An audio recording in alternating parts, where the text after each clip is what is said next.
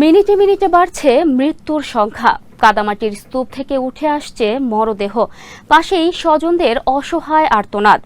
আকস্মিক বন্যা ও ভূমিধসের পর নেপাল যেন এক মৃত্যুপুরী। সর্বশেষ তথ্য অনুযায়ী বন্যায় এখন পর্যন্ত প্রাণহানির সংখ্যা ৩৫৯। নিখোঁজ রয়েছেন ১৪০০-রও বেশি পর্যটক। বৃহস্পতিবার কাতার ভিত্তিক সংবাদ মাধ্যম আল জাজিরার এক প্রতিবেদন থেকে জানা গেছে এসব তথ্য।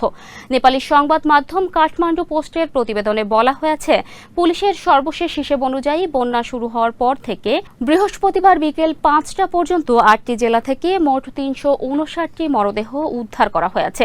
রাসুয়ায় থেকে ১৭টি, নুয়াকোটে থেকে ২৮টি, ধাদিঙে থেকে ৩৩টি, চিতওয়ান থেকে ১৩২টি, গোর্খায় থেকে ৩০টি, তানাহুরে থেকে ২২টি, নওয়ালপরাসি পূর্ব থেকে ৮২টি এবং নওয়ালপরাসি পশ্চিম থেকে ১৫টি মরদেহ উদ্ধার করা হয়েছে।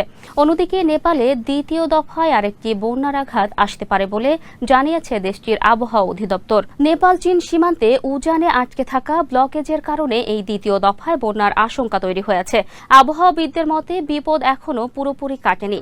উজানে জমে থাকা কাদামাটির বিশাল স্তূপ জনপদের দিকে নেমে এলে তা আরও বড় বিপর্যয় তৈরি করতে পারে।